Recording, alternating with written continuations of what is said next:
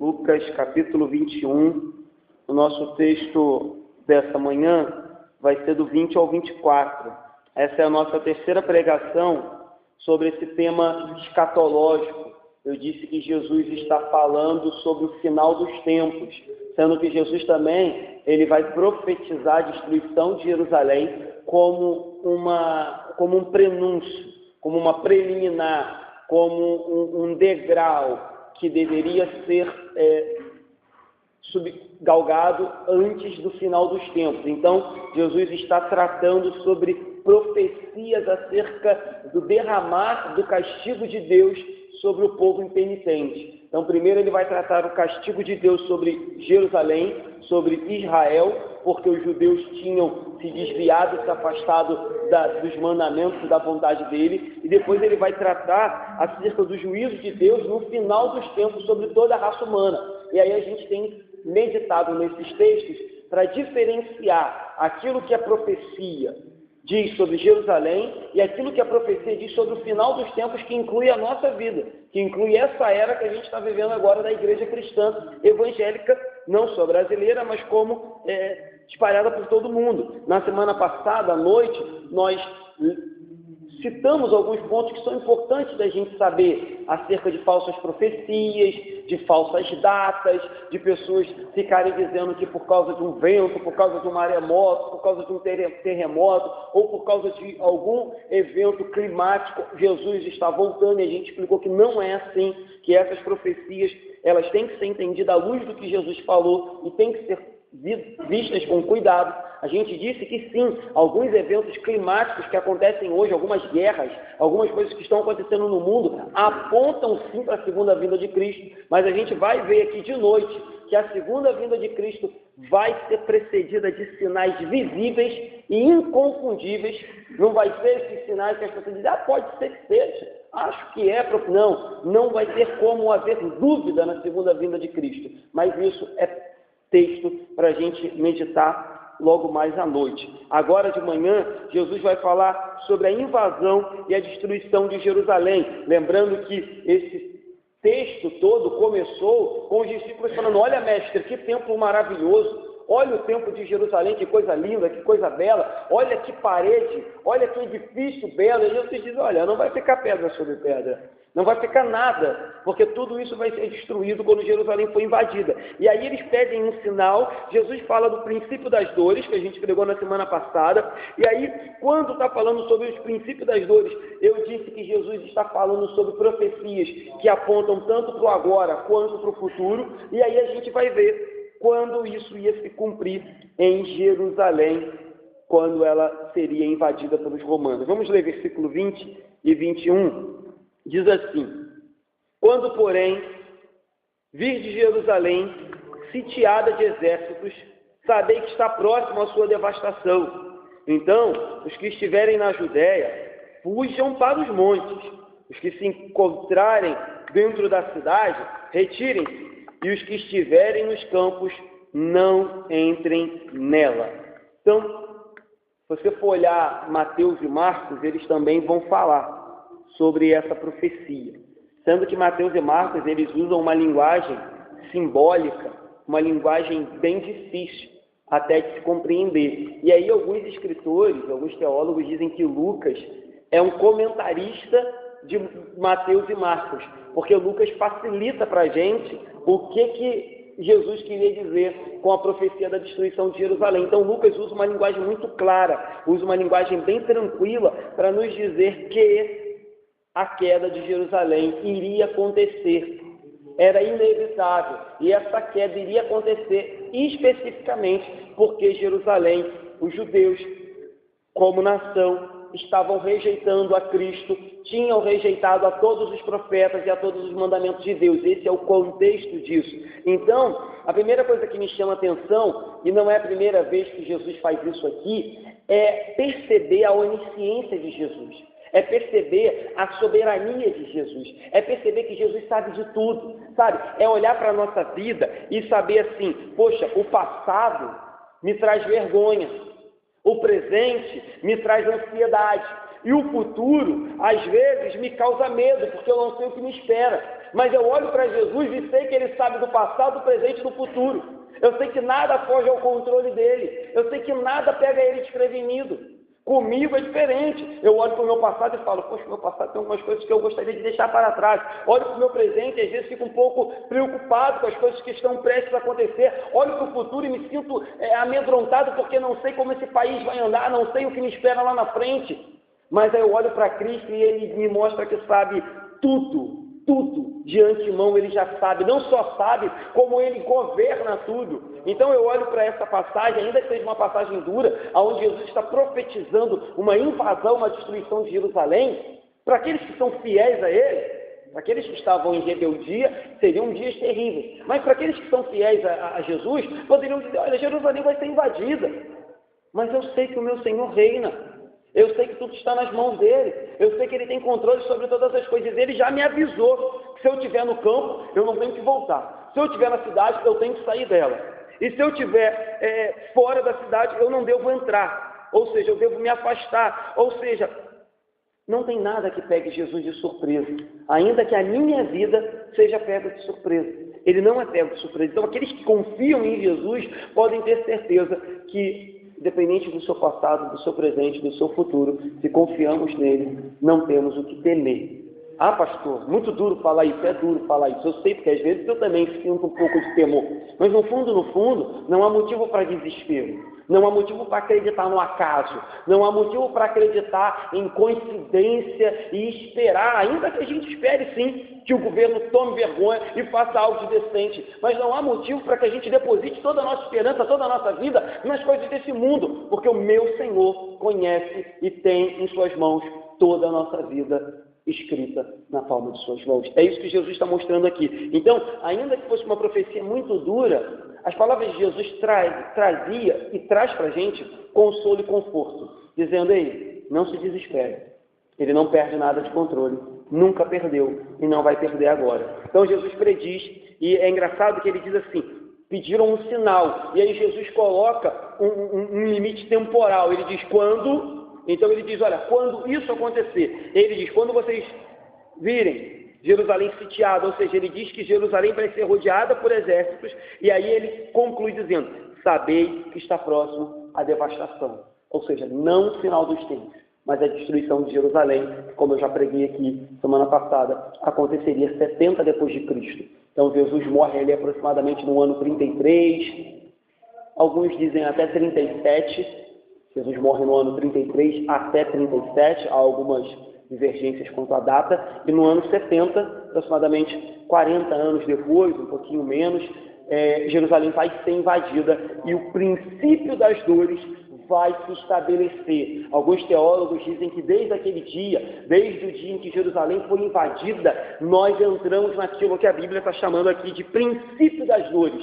E estamos sofrendo essas dores. Alguns cristãos sofrem em graus mais elevados, outros menos. Algumas fases da vida da igreja evangélica foi muito difícil. Hoje, no Brasil, a gente vive uma fase muito tranquila. Mas já falei para os irmãos que os primeiros evangélicos que aqui chegaram foram perseguidos e mortos pelos católicos que aqui estavam e pelos próprios portugueses que aqui governavam. Então, são fases e fases. Mas a maioria dos teólogos vão dizer que vivemos hoje esses princípios das dores que vão culminar, que vão chegar ao ápice na segunda vinda de Jesus, aonde ninguém vai escapar da ira de Deus derramada sobre a face da terra, com exceção daqueles que confiam em Cristo, serão livres pelo nome de Jesus. Então, são 3 alertas de Jesus, né? Você vê, ele ainda que profetize destruição, você percebe que ele ainda alerta aqueles que criam nele, ou aqueles que acreditavam na palavra dele, a tomar cuidado. Ele diz, olha, se vocês estão na Judéia, fujam para os montes.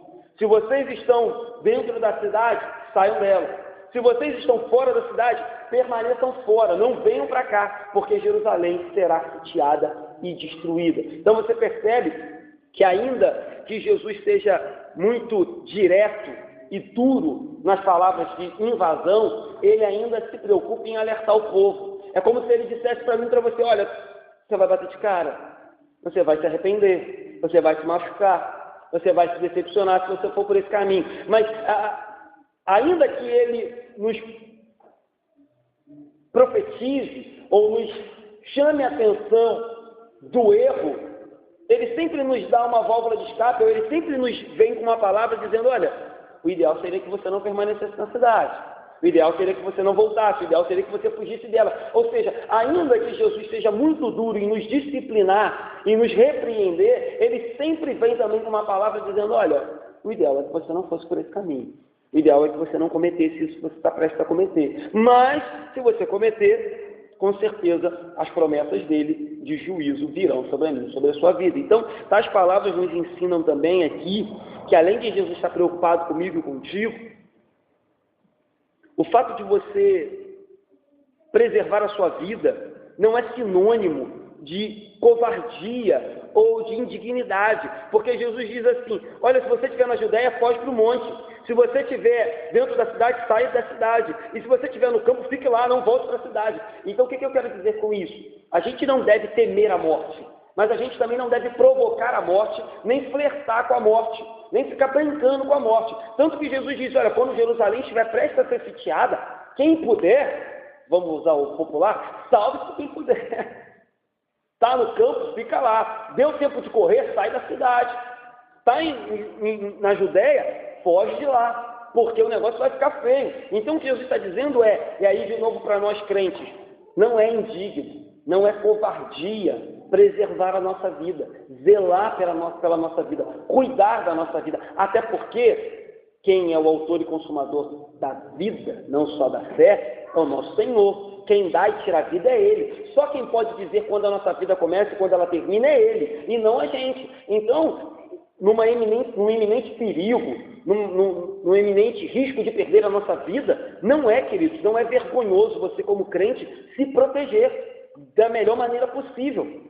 Se necessário for, fugir. Ah, mas você não é crente, não diz que acredita no céu? Sim, eu acredito no céu, acredito na salvação eterna, acredito no meu Senhor. Mas ele está dizendo aqui que o povo de Jerusalém podia fugir para não morrer na mão dos romanos. Por que eu hoje não vou fugir de circunstâncias que podem tirar a minha vida? Claro que vou fugir delas. Então, não devemos temer a morte, mas também não devemos provocá-la, nem ficar flertando com ela, nem ficar procurando a morte. Isso é besteira. Então, dias antes de morrer, faltam 3 dias aproximadamente para Jesus morrer, ou 2, Jesus está preocupado com o povo que vai negá-lo já já.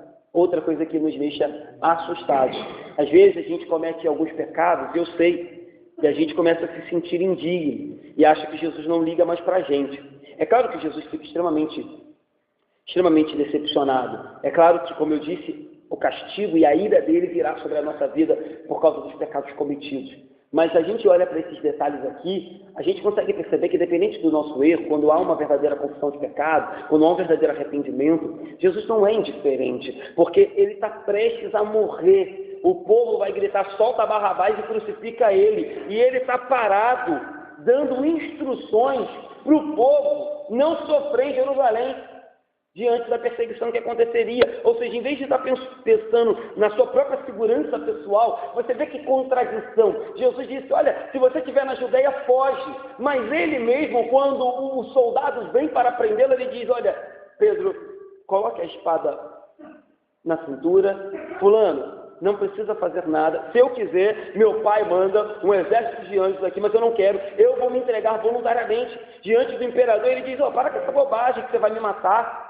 Eu dou a minha vida voluntariamente e eu tomo de volta. É isso que vai acontecer no 3º dia. Ou seja, parece até incoerente. O mesmo Cristo que diz, olha, diante de algo que arrisca a sua vida, fuja, se proteja. Mas ele mesmo voluntariamente ia se dizer, eis-me aqui, vou à cruz, sem correr, sem fugir, sem pestanejar. Poderia deixar Pedro cortar a cabeça de Malcolm, como a maioria dos teólogos, né, dizem, é impossível um camarada com uma espada gigante mirar na orelha. A maioria diz que Pedro mirou na cabeça do soldado, né? Mas o soldado deu uma esquivada, Jesus não queria que ele morresse, pegou na orelha. E é algo também, né, até louco de se entender. Como que se corta uma orelha com a espada e não se corta o ombro? né? Como que se arranca uma orelha, mas não se arranca um braço, porque a espada desce, né? Mas enfim, de forma soberana, Malcolm perdeu só a orelha, e o texto ainda diz que Jesus restaurou a orelha de Malcolm. Mas você vê, o próprio Cristo que está dizendo, olha, fuja, se proteja, tome cuidado, seja cauteloso. Nos dias de hoje, é como se Jesus tivesse cuidado na linha vermelha, cuidado na linha amarela, cuidado de madrugada. Mas ele mesmo vai dizer, eu vou entregar a minha vida em favor de vós. Parece incoerente, mas a gente percebe que não existe incoerência. Foi como Lara leu no início do nosso culto, é um maravilhoso amor, um amor incondicional, um amor que amou de tal maneira o mundo que deu seu Filho unigênito, para que todo aquele que nele crê não pereça. É isso que resume as atitudes de Jesus. Atitudes que, se dependesse de qualquer um de nós, seres humanos, nós estaríamos preocupados com a nossa segurança pessoal, nós estaríamos preocupados em proteger a nossa família, em proteger tantos quantos nós pudéssemos abrigar na nossa casa, mas Jesus está dizendo, olha, eu estou preocupado com a segurança de vocês, mas com a minha mesmo, eu não estou nem aí, eu vou me entregar, morrerei pela vida de vocês. Isso é um maravilhoso amor. Entretanto, só lembrando, antes da gente ir para o próximo versículo, para os incrédulos, para os pecadores, para os religiosos, para aqueles que o negassem, seriam dias de ira derramada sobre os pecadores. Então, ainda que Jesus esteja aqui lembrando-nos que eles poderiam se proteger, ele estava preocupado com a vida deles, que ele daria vida em favor deles, para aqueles que o negaram e para aqueles que continuariam a viver uma vida pecadora, esses dias seriam dias de dor, de sofrimento terríveis. Versículo 22, vamos ver? Então, olha o que diz o 22. Porque esses dias são de vingança, para se cumprir tudo o que está escrito. Em outras traduções, o texto diz dias de tribulação. Aqui Jesus diz que são dias de vingança. A gente, quando lê esse texto, a gente lembra do capítulo 11, que a gente já pregou, versículo 50. Diz assim, capítulo 11. Para que desta geração peçam contas do sangue dos profetas, derramado desde a fundação do mundo, desde o sangue de Abel até o de Zacarias, que foi assassinado entre o altar e a casa de Deus. Sim, eu vos afirmo, contas serão pedidas a esta geração. Então Jesus diz, olha, vai chegar uma hora que as contas vão ser pedidas por todo o mal que vocês fizeram, Israel. E aí, Jesus, enviado pelo Pai, com uma mensagem de graça, mas também com uma mensagem de alerta, Jesus, enviado pelo Pai, para mostrar que o Pai era amor, mas também era fogo consumidor, vem pregando arrependimento, graça, misericórdia, perdão, e ainda assim, a maioria do povo judeu e dos religiosos não ouviram. Então Jesus diz, olha, só resta uma coisa para vocês, em cumprimento a todas as profecias, o dia da vingança vai se cumprir. E aí, de novo, parece um pouco contraditório, parece até um pouco difícil falar, poxa, pastor, mas como isso? Deus fala em dia da vingança? Sim, Deus fala em dia da vingança.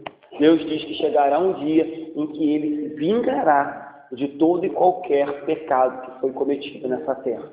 Já falei isso aqui, vale a pena repetir. Às vezes a gente fica muito chateado, fulano me traiu, fulano pecou contra mim, pastor, fulano me decepcionou, fulano me tratou mal. Mas pense uma coisa, meus irmãos, todo pecado cometido aqui, ainda que ele seja muito duro, da gente absorver quando é um parente, quando é alguém próximo, quando é um irmão querido em Cristo Jesus, todo pecado cometido aqui, ele se torna ainda mais terrível e danoso, porque no fundo, ele é cometido contra Deus. No fundo, a pessoa mais ofendida é Deus, contra todos os pecados que são cometidos. Já falei isso aqui, tem uma frase do John MacArthur, que ele diz assim, não se preocupe se o evangelho ou se a pregação ofende as pessoas. Eles ofendem a Deus todos os dias, com as suas vidas miseráveis, e não estão nem aí. Às vezes a gente fica, poxa, decepcionei minha esposa, poxa, decepcionei meu pai, poxa, decepcionei o pastor, poxa, olha que vergonha agora dos meus vizinhos. Sendo que a gente não entende que o nosso primeiro pensamento deveria ser, eu decepcionei a Deus, eu pequei contra a santidade dele, eu feri a beleza dele, eu estou vou usar uma palavra dura, mas eu estou cuspindo, eu estou escarnecendo no sacrifício de Cristo na cruz. E não apenas no meu marido, na minha mãe, no meu pai, no pastor, no vizinho. Quando eu tomo uma atitude contrária à santidade de Deus, o que eu estou fazendo é zombar da cruz de Cristo. Zombar do que Ele fez por mim na cruz. É lidar com o sacrifício de Cristo como se fosse nada, algo banal, algo que eu toda hora peco contra Ele porque não tenho temor e tremor. Então, como resultado, as profecias que vêm desde o Antigo Testamento iriam se cumprir, mais uma vez lembrando que Deus é amor, mas também é fogo consumidor, principalmente fogo consumidor para aqueles que continuamente rejeitam o amor ofertado por Cristo, pela graça e pela misericórdia de Deus. Então, meus irmãos, preste atenção, não se deixe enganar. Algumas pessoas pensam que estão vivendo hoje livre da ira de Deus. Algumas pessoas acham que Deus se transformou num velhinho barbudo, tipo o Papai Noel, que não se ira mais e que não vai mais cobrar da minha e da sua vida as nossas contas do que fizemos e do que estamos fazendo aqui. Era assim que Israel vivia.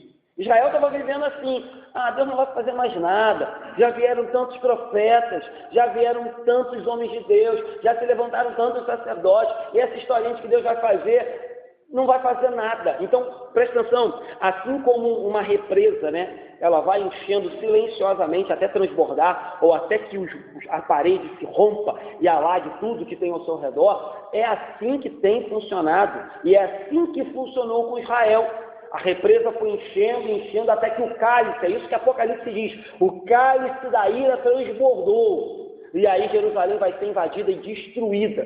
E aí, pastor, é verdade, aquele povo merecia isso, o povo ruim. Não se engane, o cálice do Novo Testamento, ou melhor, o cálice dos gentios, que somos nós, o cálice da igreja, também encontra-se enchendo.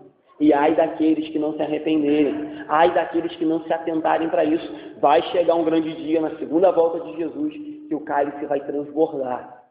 E aí, a semelhança dos judeus, que estavam pensando, não vai dar em nada esse negócio, vamos viver como a gente quer, vamos casar, dar em casamento, beber, comer, vamos festejar, porque a vida só se resume a isso aqui. Vamos usar o máximo que a gente puder dessa vida, porque depois daqui não tem nada nos esperando. Não se engane. As palavras de Jesus naquela época continuam tão vivas e tão verdadeiras nos dias de hoje. Só mudou o foco. Quem tinha o privilégio, quem detinha o privilégio como igreja era Israel. Quando o privilégio de Israel é tomado, o véu é rasgado e o reino é aberto para todo pecador, acontece que hoje nós temos o privilégio que Israel tinha. E privilégio, como eu tenho pregado aqui há muito tempo, traz também responsabilidade. Eu tenho privilégio de ouvir a palavra de Deus. Eu tenho privilégio de fazer parte de uma igreja. Eu tenho privilégio de ouvir sobre salvação. Eu tenho privilégio de conhecer Jesus, sim, mas de um lado privilégio, do outro lado responsabilidade. E não se engane. Você vai ser cobrado tanto quanto Israel foi, tanto quanto os judeus foram. Não se engane. Então, o dia da ira chegou no ano 70 para Jerusalém e o dia da ira vai chegar para todo pecador que não obedece à palavra de Deus na segunda vinda de Jesus. 23. Ai das que estiverem grávidas e das que amamentarem naqueles dias, porque haverá grande aflição na terra e ira contra este povo. O que se destaca aqui mais uma vez, Jesus continua falando, de forma simbólica acerca das dores e dos sofrimentos que aconteceriam. E agora, só para dar um exemplo, para trazer um pouco mais de luz, Jesus usa o exemplo das grávidas e das mulheres que amamentam. Então, o que fica nítido aqui, mais uma vez, é que ainda que Jesus esteja anunciando o derramamento da ira, o castigo de Deus, Jesus não está em nenhum momento, como é que eu vou dizer, se deleitando nisso, se regozijando nisso. Ele sabe que é necessário. Ele sabe que a palavra do Pai não volta atrás. Ele sabe que assim como o Pai promete, Ele cumpre. O Pai prometeu castigar e Ele vai cumprir. Mas Ele mais uma vez para e mostra preocupação. E agora Ele mostra preocupação com mulheres grávidas, com mulheres que amamentam. Diferente de muitos homens de hoje, diferente de muitos reis, diferente de muitos governos de hoje em dia, né? Como a gente pregou aqui há pouco tempo atrás, que incentivam inclusive o aborto, incentivam inclusive que mães abandonem os seus filhos à revelia. Jesus mostra amor, Jesus mostra compaixão, Jesus carrega as cargas dessas mulheres, Jesus toma sobre si a dor de uma mulher grávida, de uma mulher que amamenta. Jesus se coloca no lugar dessas mulheres e diz que ainda hoje leva as cargas dessas mulheres que sofrem para amamentar, sofrem para carregar um filho, que a gente sabe que não é fácil. Então Jesus diz, olha, naquela época era pior ainda, muito mais difícil a condição de uma mulher. E você imagina uma condição de uma grávida ou de uma mulher que acabou de dar à luz diante de uma invasão e de um cerco a Jerusalém. Com certeza a situação era difícil. Então Jesus diz, olha, meu coração dói por elas, mas o juízo virá. Não tem para onde correr. Certo? 24. Cairão a fio de espada e serão levados cativos para todas as nações.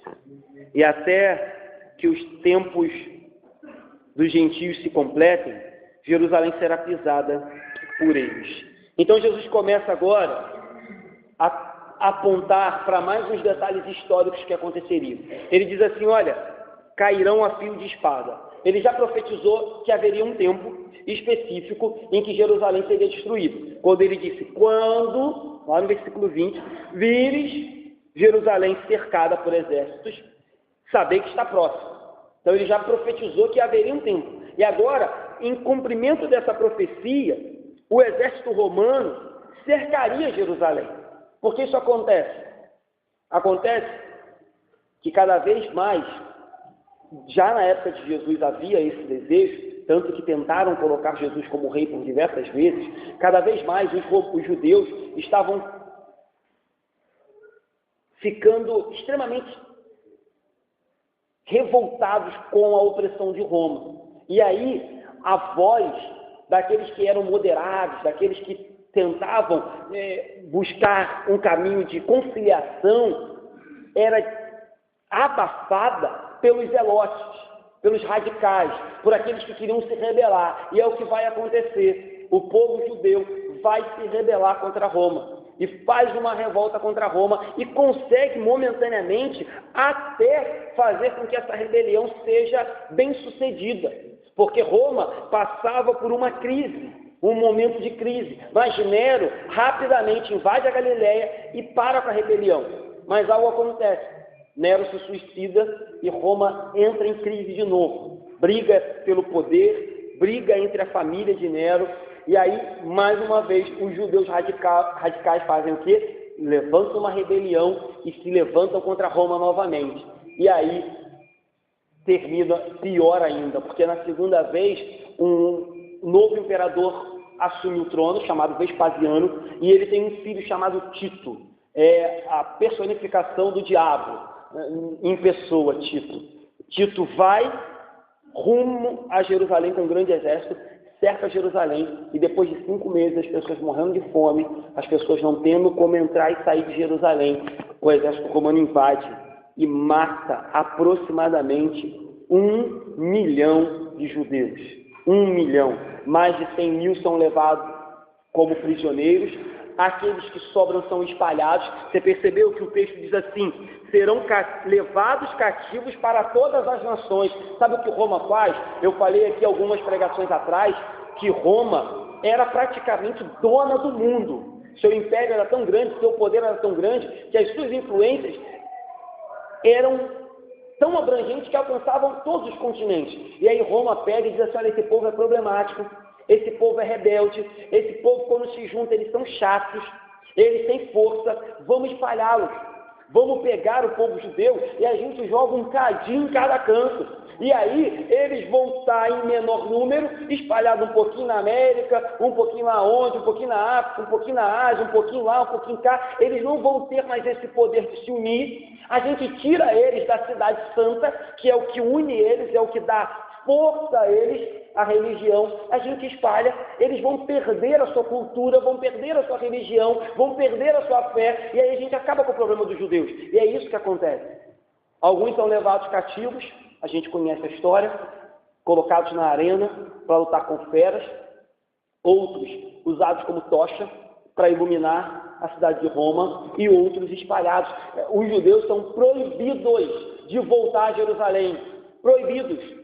O templo é queimado, a cidade é derrubada, só fica 2 muros, tanto que hoje você vê lá os judeus fazendo assim, né, diante do muro lá, o Muro das Lamentações, é um dos únicos muros que prestou, que sobrou, porque Tito, como eu disse, diabo em pessoa, personificado, destrói mesmo. Ah, pastor, o senhor está dizendo que ele é a personificação do anticristo? Sim. Do diabo? Sim. Mas lembre-se, isso está acontecendo como profecia e castigo pelo próprio pecado dos judeus. É triste, muito triste, 1 milhão de judeus foram mortos. Os judeus foram espalhados, não podem mais voltar para sua terra, não podem mais pisar em Jerusalém. Contudo, tudo isso está debaixo de uma profecia que foi anunciada há séculos atrás e os judeus não ouviram.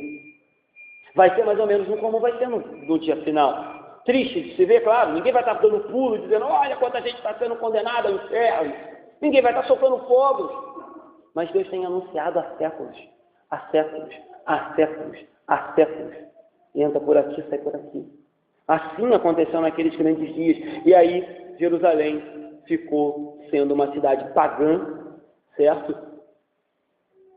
Não se tinha mais judeus morando naquele lugar. E aí começa todo o problema que a gente tem hoje lá em Jerusalém, não é? Cada um diz que é dono, uma guerra inconstante, interminável sobre a terra de Jerusalém, sobre a terra de Israel, brigas e mais brigas entre muçulmanos, palestinos, israelenses, judeus e por aí vai, por causa da terra que foi simplesmente tirada dos judeus e dada mesmo para os outros povos. E aí o que acontece? Você vê que o texto diz assim, até que o tempo dos gentios se complete, Jerusalém será pisada por eles. Alguns acreditam que essa profecia já se cumpriu, quando no ano 1948, Jerusalém volta a ser reconhecida, né? Israel volta a ser conhecido como um país independente, e é permitido aos judeus que de todos os lugares voltem para a cidade santa. E aí começa, como eu disse, toda a briga que a gente tem hoje lá por território. Alguns acham que nesse dia, em 1948, se cumpriu essa profecia, que os gentios, o tempo dos gentios acabou, Jerusalém está sendo reconstruída. Mas outros teólogos acreditam que não. Primeiro, porque ainda hoje Israel sofre toda hora por guerra, por invasão e por atentados terroristas. E também responde na mesma moeda, isso é fato. Não estou dizendo aqui que Israel não faça, mas Israel sofre constantemente. Somente 1 em cada 5 moradores de Jerusalém ou de Israel é de verdade judeu. Então não foi restaurado ainda Jerusalém aos moldes do que é. Então, o que se acredita, ou que se é melhor a interpretação, é que esse tempo dos gentios só vai se completar na volta de Jesus. E aí sim, ele vai restabelecer Israel, não mais como cidade santa dos judeus, mas como uma cidade santa para todo o povo de Deus. Esse é o contexto que gira em torno aqui. Tanto é que o próximo versículo que a gente vai estudar à noite vai falar da segunda vinda de Cristo. Vai falar da volta dele no final dos tempos. Então, o mais provável é que esse tempo dos gentios seja até o final da volta de Cristo. Mas como eu disse aqui, queridos, presta atenção. Jerusalém os judeus tinham privilégios. Agora, os gentios têm privilégio sobre a pregação do Evangelho e sobre a fé em Cristo Jesus. Ela tem sido pregada em todos os cantos da terra. Ela tem sido anunciada em todas as igrejas, ou nem todas, né? Mas na grande maioria.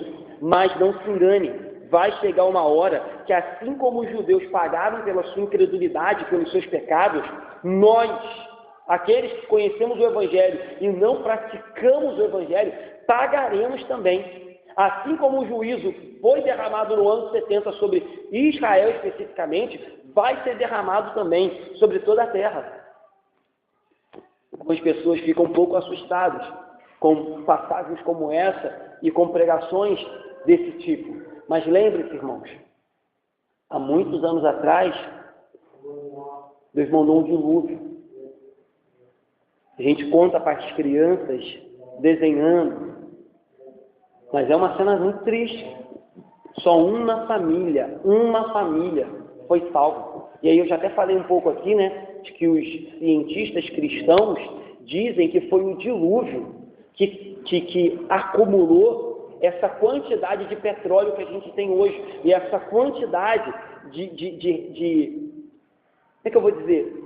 De restos mortais, que hoje a ciência diz, isso levou 10 milhões de anos para acumular. Mas aí vem os cientistas e dizem, não, o dilúvio faz com que toda a raça humana e com que todos os animais venham a morrer no mesmo tempo. E aí se acumula uma camada, né, de restos mortais que a ciência, obrigado, Sandro, que a ciência entende como algo que precisaria de milhões de anos para acontecer, para que toda aquela geração viesse a morrer e acumular aquilo que a gente entende hoje como reserva de petróleo e como uma camada que está abaixo da terra. Então, se é difícil para a gente, e eu confesso que é, olhar para o final dos tempos, imagina quando foi o dilúvio, que somente Noé e sua família foram salvos. O negócio foi triste demais, foi feio demais, mas como eu disse no início, Deus cumpre a sua palavra. Deus cumpre as suas ameaças. Mas para os crentes, a gente tem que lembrar que Deus cumpre também as suas promessas. Então, se por um lado, isso é até bom para a gente, porque preste atenção, se você tivesse um Deus que mudasse de opinião, se você tivesse um Deus que fosse volúvel, que sofresse mudanças, você não poderia nunca ter certeza do seu futuro, porque você poderia falar, olha, hoje Deus está a fim de me salvar, mas pode ser que amanhã Ele mude de ideia. Hoje Deus fez uma promessa sobre a minha vida, mas pode ser amanhã que as circunstâncias mudem e Ele volte atrás. Mas quando a gente olha para um Deus que cumpre as suas promessas, inclusive as promessas de castigo, que são duras, são difíceis, sim, por um lado é bom porque a gente diz assim, se esse Deus é fiel para cumprir, inclusive, as palavras mais duras que Ele disse, Ele é fiel para cumprir as palavras de promessa sobre a minha vida e sobre a minha família. Se esse Deus não volta atrás diante do juízo, do castigo e da ira, Ele também não volta atrás diante do amor, da graça e da misericórdia dispensado sobre a minha vida. Esse tem que ser o pensamento nosso. Ainda que nos doa o coração perceber que muitas pessoas, inclusive uns que nós amamos, não ouvirão o Evangelho, não darão crédito às palavras de Jesus, mas a gente tem que lembrar disso. Esse Deus cumpre, esse Deus cumpre. E assim como Ele cumpre o castigo, Ele vai cumprir as promessas de vida eterna. Esse Deus é fiel, esse Deus não muda, esse Deus não é homem, esse Deus não é inclinado por questões políticas, esse Deus não é inclinado por questões financeiras, esse Deus não é inclinado pelo que eu sou ou pelo que eu faço, mas Ele é inclinado pelo que o Filho dele fez na cruz. E o que o Filho dele fez na cruz, Ele disse, está consumado, não muda. Então, ainda que seja muito doloroso estudar e aceitar essas palavras, tem que ser também animador falar, Ele cumpre, Ele cumpre. Ele não tem duas palavras, Ele não muda. E se Ele prometeu, Ele vai cumprir. Vou terminar? Feliz, queridos, é aquele que sabe destas coisas e vive pela fé no Filho de Deus. Feliz é aquele que sabe estas coisas e vive pela fé no Filho de Deus. Não será pego de surpresa no grande dia, até porque Jesus já nos avisou do final. Há pouco tempo eu falei isso aqui na igreja, né? Eu não sou bobo nem nada. A Bíblia já está me avisando como é que é o final. Eu seria muito tolo de dar sorte, né? Sorte entre aspas, de dar mole para o diabo e seus anjos. A Bíblia já me contou o final, eu já sei o final, então eu quero chegar no final como aquele que vai ouvir, vinde benditos do meu Pai. Ainda que a gente saiba que existe muita coisa envolvendo isso, claro, existe hostes malignas, existe opressão, existe demônios, existe muita coisa, mas falando no popular, no carnal aqui, eu não vou dar mole. Eu sei como é que termina, para um lado e para o outro. Eu sei quem vence. Eu sei quem é o time que vai ser campeão. Diferente do meu, que está lá, o Flamengo, na liderança, mas eu não confio em nada no meu time. Não confio. Não confio. Está lá, mas não sei se será. Se for campeão, amém. Mas no time de Jesus, eu sei quem ganha. Eu sei que o final não muda. Eu sei que o meu dono não se vende, diferente de alguns jogadores de futebol. Então, queridos, creia nessas palavras, ainda que duras, mas como palavras que trazem para a gente ânimo, consolo, conforto e certeza, como eu falei no início da pregação, que o passado, o presente e o futuro estão nas mãos do nosso Senhor. Para terminar, quero lembrar os irmãos aqui como aplicação, o perfeito, já falei disso, perfeito conhecimento de Jesus. Conhece todas as coisas. E se por um lado isso é bom, saber que o nosso passado, presente e futuro está na mão dele, ele conhece tudo, ele não perde de controle, por um lado isso também é alarmante, porque isso nos lembra que aquilo que a gente faz no privado, que aquilo que a gente faz quando ninguém está vendo, que aquilo que a gente faz quando está sós em casa, Deus está vendo. Que aquilo que a gente pensa, que aquilo que a gente planeja, Deus está vendo. Então, por um lado é muito bom, Deus sabe de tudo, passado, presente e futuro, mas por outro lado, tem que acender uma luzinha vermelha na gente e falar, ó, cuidado, Deus sabe de tudo. Certo? Segunda aplicação, percebemos aqui que as palavras de Jesus acerca de tomar cuidado diante do perigo nos dão justificativa para se proteger e para se prevenir do mal. Então, não é covardia, não é indigno se proteger do mal que vem contra a nossa vida. Tá? Terceira aplicação, percebemos aqui que a vingança e o derramar da ira de Deus contra o pecado é certa.